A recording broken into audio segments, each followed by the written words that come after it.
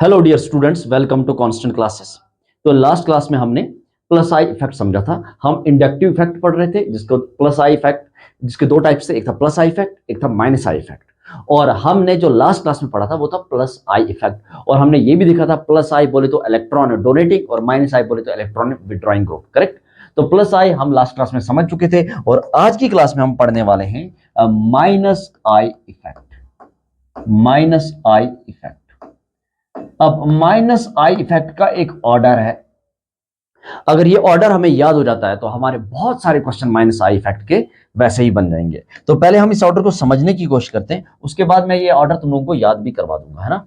तो सबसे पहले अगर ये जो ऑर्डर देखें तो ऑर्डर होता क्या है, ये होता है, मैं ऑर्डर लिख रहा हूं तुम्हारे सामने, ये माइनस आई इफेक्ट का ऑर्डर है।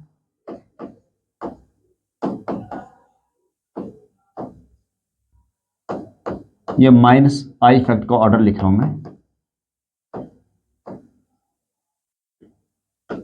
और इसको मैं याद भी करवा दूंगा। पहले हम इसको समझेंगे थोड़ा सा।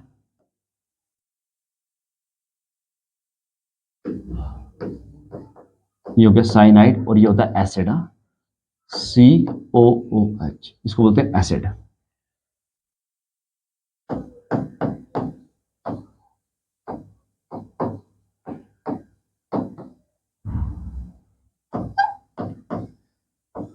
जो OR और OH, इसमें से ज्यादा जो है ना, देखो सबका ऑर्डर मैंने ऐसे लगा रखा है, और लेकिन OH की तरफ ऐसे लगा है, मतलब OH का जो है ज्यादा होता है minus I as compared to OR। OH का माइनस आई ज्यादा होता है एज कंपेयर टू OR। समझिए कैसे।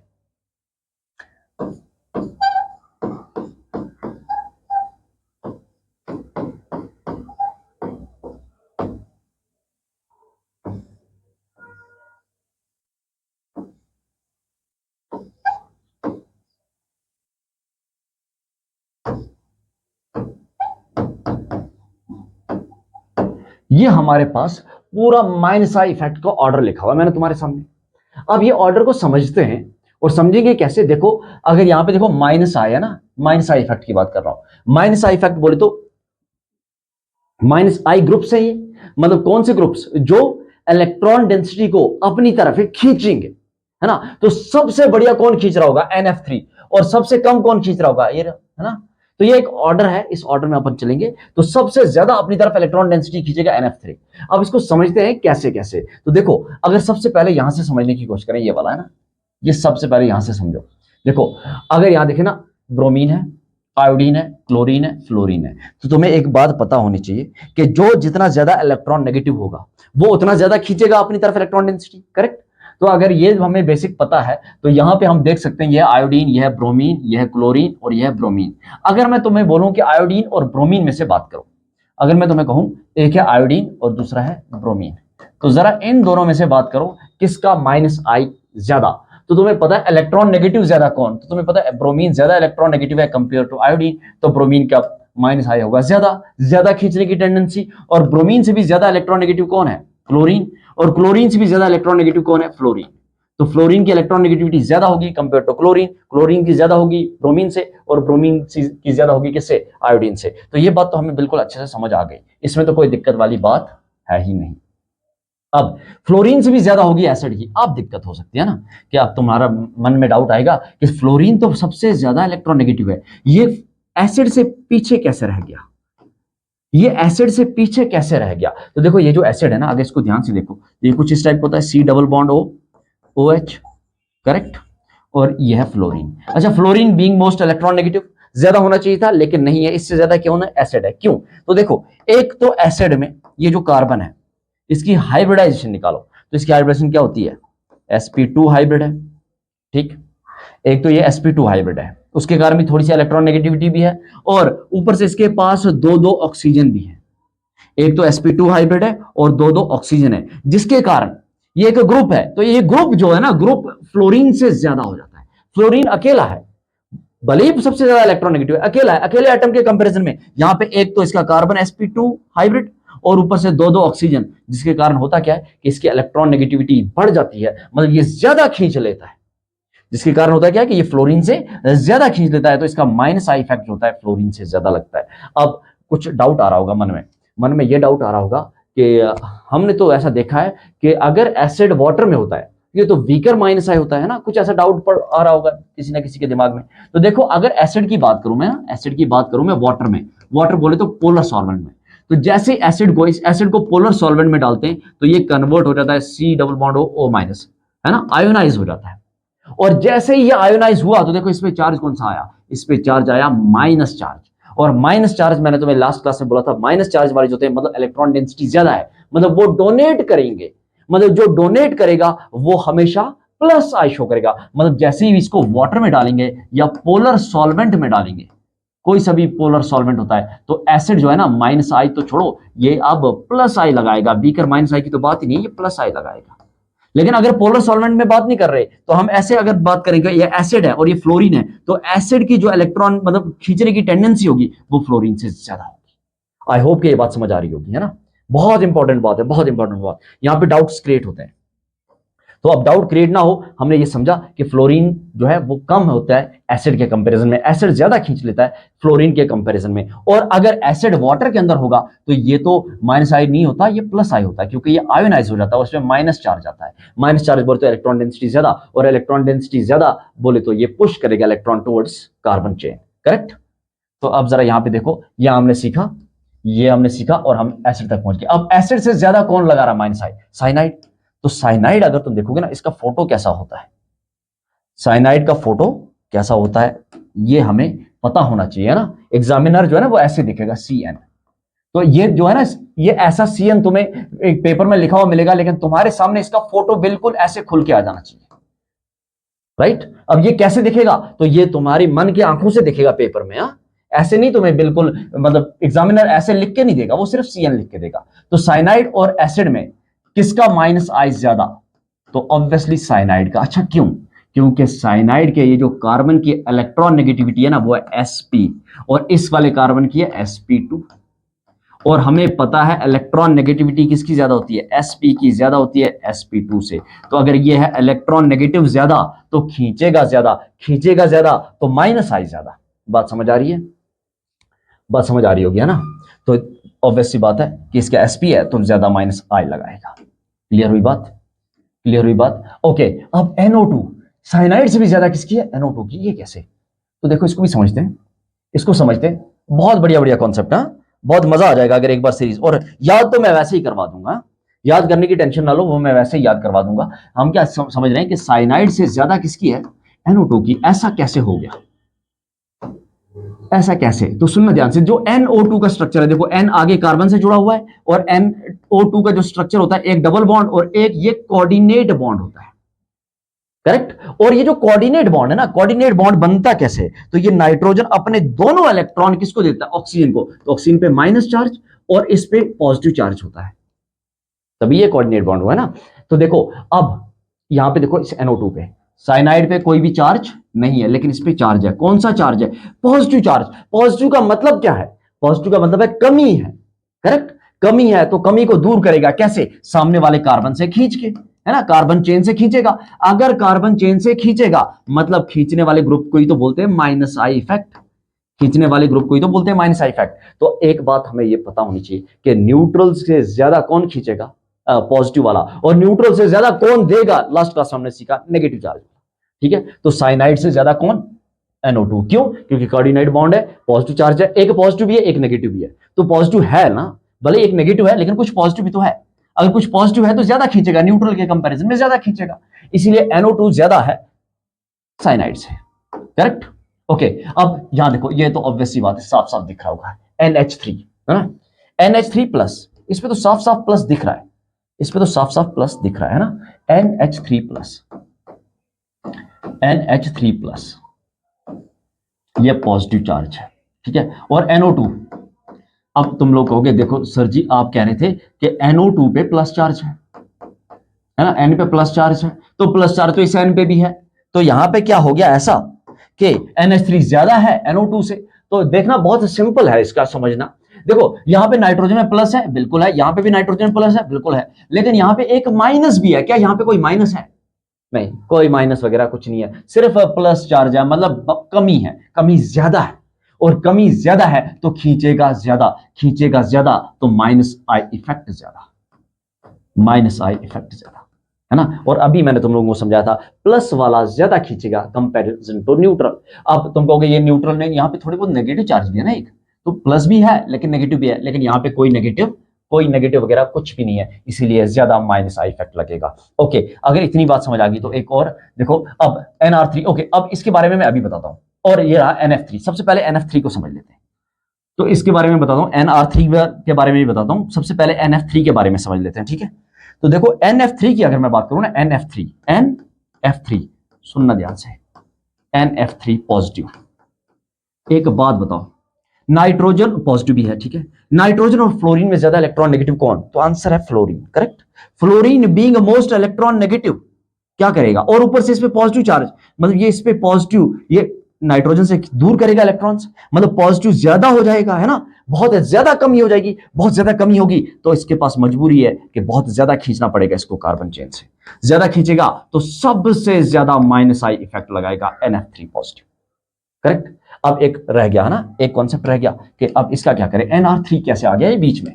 NR3, R पता है ना, R बोले तो कोई भी अल्काइल ग्रुप, जैसे कि NMe3 बात करते हैं। तो देखो इसको समझते हैं, इसको समझेंगे कैसे। इसको समझने के लिए क्या करते हैं अपन, थोड़ा सा कॉन्सेप्ट पढ़ते हैं। लेट्स सपोज मैं बात करता हूं ऐसे NH2 की, है ना। NH2, एक हाइड्रोजन हटा दूं तो क्या बन जाएगा, NH, एक Me लगा देता हूं, ठीक है। Me बोले तो R ग्रुप। अब दूसरा हाइड्रोजन भी हटा देता हूं तो NMe2। तो देखो ये NH है ना, NH, यहां पे सिंगल बॉन्ड, यह N, एक H, एक Me, ठीक है। यहां पे क्या N, दो Me।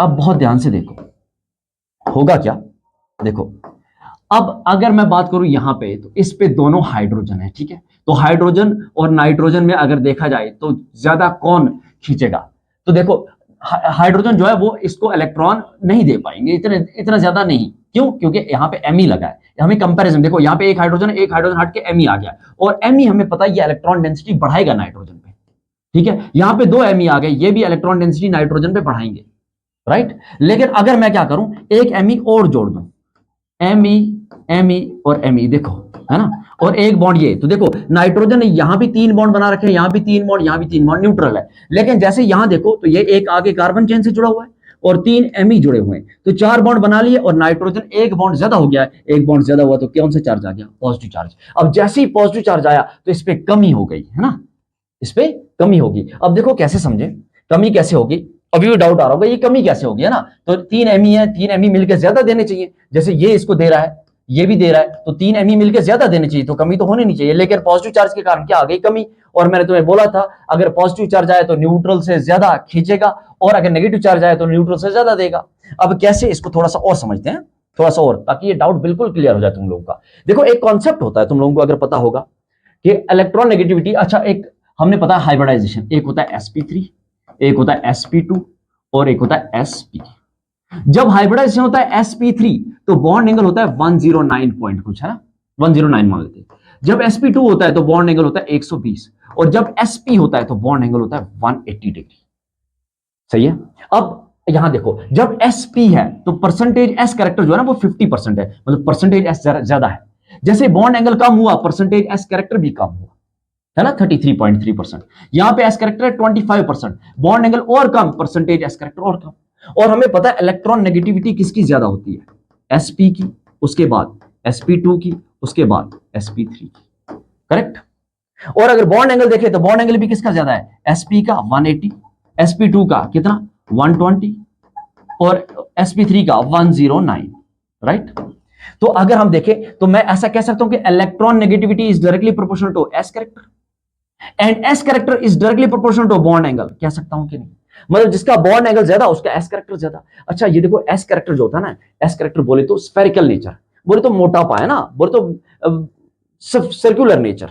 तो देखो मैं ऐसा कह सकता हूं इससे कि क्या कह सकते हैं अपन यहां पे देखो कि मैं ये कह सकता हूं कि electronegativity is directly proportional to s character, percentage s character, है ना, which is directly proportional to bond angle, which is directly proportional to bond angle. देखो बॉन्ड एंगल है ज्यादा तो एस कैरेक्टर भी ज्यादा, और इलेक्ट्रॉन नेगेटिविटी भी ज्यादा।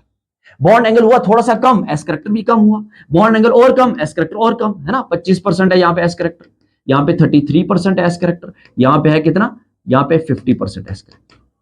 राइट। तो मतलब जैसे जैसे एस करेक्टर बढ़ेगा, बॉन्ड एंगल बढ़ रहा है, वैसे वैसे एस करेक्टर बढ़ रहा है, वैसे वैसे इलेक्ट्रॉन नेगेटिविटी बढ़ रही है, और जिसकी इलेक्ट्रॉन नेगेटिविटी जितनी ज्यादा वो उतना खींचेगा। तो अब इसको समझने की कोशिश करते हैं। देखो हम कैसे समझने की कोशिश करते हैं, इसको समझने के लिए क्या करते हैं, एक एग्जाम्पल करते हैं ना। एक एग्जाम्पल कैसे, देखो यहाँ पे बहुत ध्यान से देखना। मान लो एक कार्बन चेन लगा रखी है मैंने, और इस कार्बन चेन के एंड पे क्या जोड़ देता हूं मैं, इस कार्बन चेन के एंड पे जोड़ देता हूं मैं NMe, तीन तीन एमई जोड़ दिए तो इस पे पॉजिटिव चार्ज आ गया, राइट।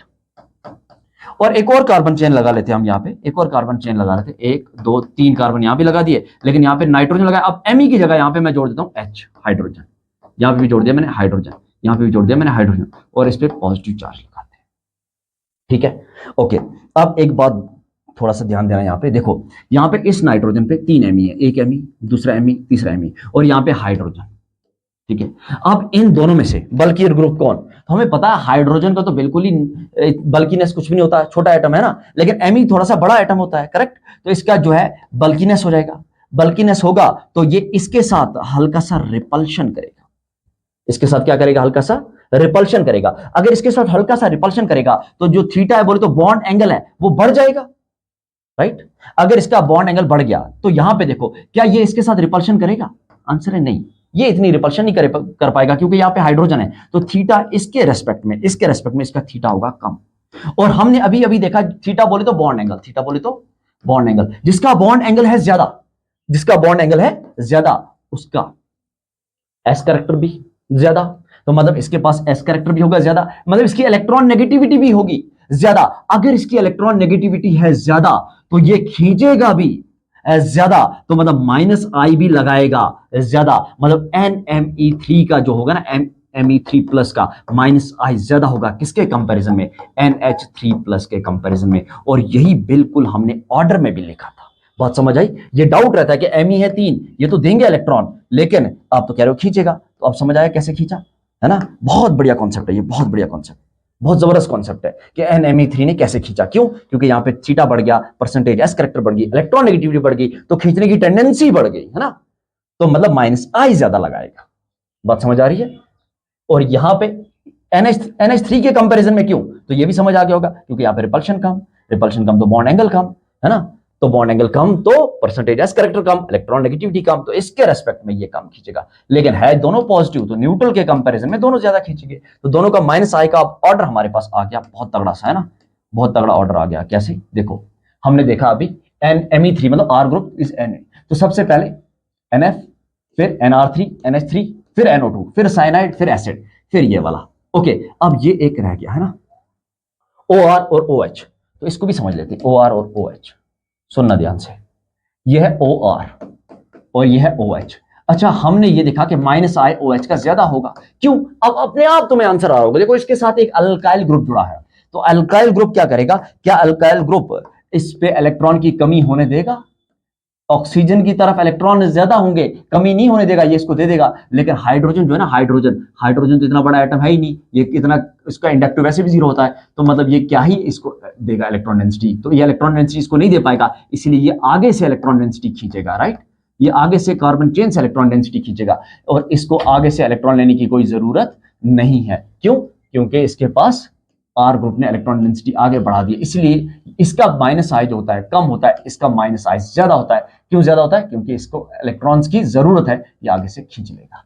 बात समझ आ रही है। तो अब हमारे पास एक ऑर्डर आया है, बहुत ध्यान से देखो, बहुत ध्यान से देखो, बहुत ध्यान से देखो, ऑर्डर क्या है हमारे पास, ये हमारे पास ऑर्डर आया -I इफेक्ट का। अब इसको याद कैसे करें, देखो इसको बहुत अच्छे तरीके से याद कर सकते हैं ना। वैसे याद करने के तुम्हारे पास अपनी अपनी ट्रिक्स होंगी, अगर ट्रिक्स हैं तो अच्छी बात है, नहीं है तो मैं याद करने का तरीका बता देता हूं। देखो NF3, देखो आप इस ट्रिक को कैसे याद रखेंगे, ना फरहान, है ना, ना फरहान, ना ऋतिक, NR3 बोलते तो ना ऋतिक, ना हीरालाल, ना ओमपुरी, करेक्ट, ना फरहान, ना ऋतिक, ना हीरालाल, ना ओमपुरी। साइनाइड, CN बोले तो साइनाइड, और यह है एसिड। साइनाइड खा के क्या होता है, साइनाइड खा के क्या होता है, मजा, है ना, आहा, आहा ही हो गया, है ना।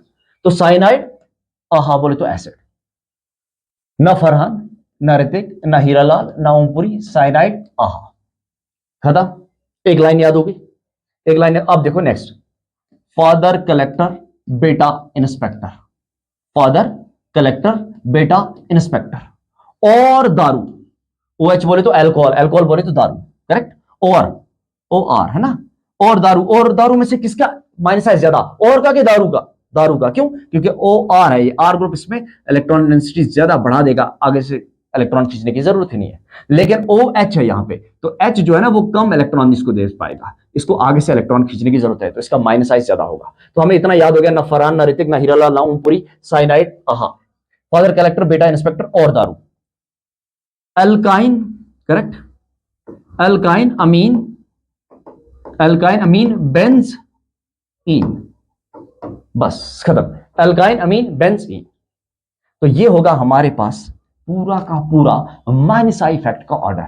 ना फरहान, ना ऋतिक, ना हीरालाल, ना Om Puri, cyanide acid, father collector बेटा इंस्पेक्टर और दारू, अल्काइन अमीन बेंजीन। तो ये हमारे पास पूरा माइनस आई इफेक्ट का ऑर्डर है, और मैंने इसमें से तुम्हें समझाने की भी कोशिश करी, जहां जहां पे डाउट्स क्रिएट होते हैं वो चीजें भी बताने की कोशिश करी। आई होप कि तुम लोगों को ये चीजें बहुत अच्छे से अब क्लियर हो गई होंगी। अब इस पे क्वेश्चंस, बहुत ढेर सारे क्वेश्चंस अगले वाली क्लास में लेके आऊंगा मैं, मिक्स टाइप ऑफ क्वेश्चन, जो प्लस आई के भी होंगे, जो माइनस आई के भी होंगे। तो करना क्या है तुम लोगों को, कुछ भी नहीं करना, चैनल को सब्सक्राइब करे रखो, वीडियो को लाइक और शेयर कर देना। Thank you so much.